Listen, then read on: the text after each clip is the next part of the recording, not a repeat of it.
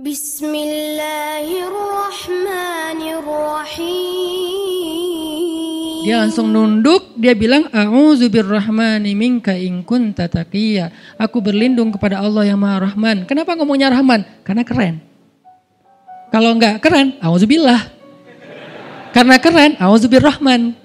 Tapi masih ta'awuz, cuman pakainya Rahman karena Allah tuh Maha Pengasih yang udah bikin kamu tuh keren. Diksinya luar biasa ya. Maryam gak bilang, a'udzubillahi minasyaitonirrajim. Enggak, ini enggak layak dibilang syaitan, ini terlalu keren. Jadi gak bisa a'udzubillah, a'udzubirrahman. Berarti Maryam itu pinter. Sampai dia bisa memilih diksi Asmaullahil Husna. Dia gak pakai diksi Allah, dia pakai diksi Ar-Rahman. Karena yang datang itu wajahnya tuh wajah orang baik, tapi keren. Akhirnya, a'udzubirrahmani minka in kunta taqiyya, kata Maryam. Jibril juga elegan, faham maksud Maryam. Maksudnya, kamu siapa? Itu pertanyaannya. Maryam gak nanya, kamu siapa ya? Enggak gitu. Kan gaya culun-culun kayak caper gitu kan. Kamu siapa ya? Aku ada salah sama kamu. Enggak gitu sih Maryam ngomongnya. Saking elegannya Maryam, dia nanya kamu siapa tapi pakai kalimat zikir. Keren gak sih? Kita kadang-kadang zikir, a'udzubirrahmani minka in kunta taqiyya. Artinya apa Mbak? Sama-sama gak elegan ya. Kalau Maryam sama Jibril dua-duanya elegan. Bahasa orang elegan itu emang banyak kode sih. Jadi kita mah yang polos-polos kayak gini, yang remeh-remeh rempeyek gak jelas gini, ya gak akan paham kalau gak baca tafsir. Makanya kalau mau theater of mind, baca Quran itu pakai tafsir, pakai kisah, baru kita ngerti kondisinya. Oh gitu banget ya, dahsyat banget ya kejadian waktu itu. Jibril datang dengan wujud yang kerennya.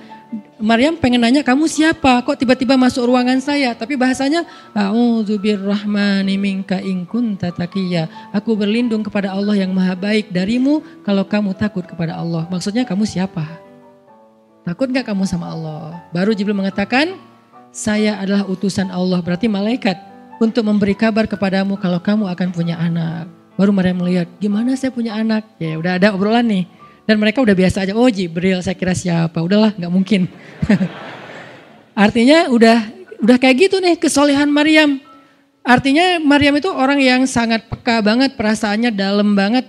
Terus nanti ketika Maryam melahirkan anak, tahu gak kata-kata Maryam apa? Ya laitani mittu qabla hadha wa kuntu nasyam mansiya. Saat Maryam merasakan sakitnya kontraksi, mau melahirkan Isa, Maryam itu sambil kontraksi sambil bilang, ya laitani mittu qabla hadza wa kuntu nasyan mansiya. Aduhai seandainya saya mati aja sebelum kejadian ini dan saya dilupakan oleh manusia seolah-olah saya tidak pernah ada. Kenapa Maryam ngomong kayak gini? Maryam ngebayangin betapa malunya dia nanti kalau harus membawa bayinya ketemu Bani Israel yang pada bawel. Bani Israel itu terkenal kaum yang paling bawel. Bawelnya banget. Kalau kita baca Al-Baqarah itu isinya kebawelan Bani Israel. Kata Nabi Musa, sembelihlah Al-Baqarah. Al-Baqarah itu kan banyak, yang warna apa? Cari yang warnanya bersih. Yang bersih kan juga ada belang-belangnya gak dikit. Terus yang beratnya berapa kilo, yang dari mana, dari Bali atau NTB atau dari mana? Bawel banget. Udahlah cari aja seekor sapi, sembelih beres. Tapi nanya lagi, bertele-tele. Itulah Bani Israel. Dan Maryam tahu banget karakter kaumnya. Jangankan dengan fitnah kayak gini nih. Ketemu Nabi yang udah menyampaikan hal yang benar aja. Itu di debatnya tuh habis-habisan. Apalagi dengan kondisi Maryam. Makanya Maryam takut banget. Dia gak kuat menanggung malu. Kalau kita mungkin masih kuat lah nanggung malu. Kadang-kadang malah malu-maluin gitu kan. Kalau Maryam gak kuat nanggung malu. Berarti orang yang seperti ini harusnya kan berat banget untuk diam kan. Gak akan kuat diam. Harusnya dia ngomong gitu. Dia belain diri. Tapi Maryam itu sisi lainnya adalah perempuan yang mukminah, siddiqah, sangat yakin sama Allah. Allah suruh diam, ya udah diam. Gimana pun dihujat, diam. Kata Allah diam. Ya Allah mereka bilang saya itu berzina, diam. Ya Allah bilang ini anak haram, ini anak saya nih, anak yang mulia. Anak yang satu-satunya ketika lahir gak disentuh setan di antara manusia loh. Satu-satunya manusia ketika lahir gak disentuh setan. Nabi Muhammad setannya malah diislamkan. Beda, kerannya itu beda. Kalau Isa gak disentuh setan. Kalau Nabi Muhammad setannya malah masuk Islam. Masing-masing punya keistimewaan lah. Tapi satu-satunya manusia yang lahir gak disentuh setan, cuman Isa. Kita semuanya pernah disentuh. Lahir langsung. Apa sih lo datang-datang ke dunia nggak nambah-nambahin kerjaan gua gitu kan. Kita nih orang biasa, jadi pas lahir tuh udah ada langsung setan bisik-bisik, yuwas wisufi sudurinas. Makanya disuruh azan kan, karena kenapa? Biar nggak dibisikin sama setan. Dan kalau bisa suara azan kita harus lebih lembut daripada suara setan, karena setan juga kayak tricky gitu.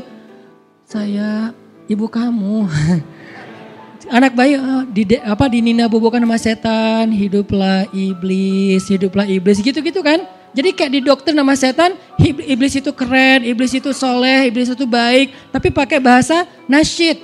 Lagunya tuh kayak akustik gitu, lembut banget gitu kan. Makanya suara muazin kalau azanin anaknya yang lembut. Jangan azan, Allahu Akbar, asyhadu an la ilaha illallah. Dia malas ke masjid nanti kalau udah dewasa. Kenapa? Gue malas banget dengan suara ini nih. Salahnya siapa coba? Salah ayahnya. Belajar azan di Al-Latif sama Muzammil sama Teras Tafiz. Biar azannya tuh kayak Allahu Akbar. Bayinya senyum-senyum. Ntar gue bisa lebih dari itu. Canda. Intinya adalah Maryam itu pemalu banget. Jadi dia bisa banget untuk ngebales. Tapi dia diam. Sampai akhirnya fa'asyarat ilaih. Dia memberi isyarat. Arti memberi isyarat, dia nunjuk ke arah Isa alaihissalam yang masih digendong, kalau kalian mau ngomong aja sama bayinya.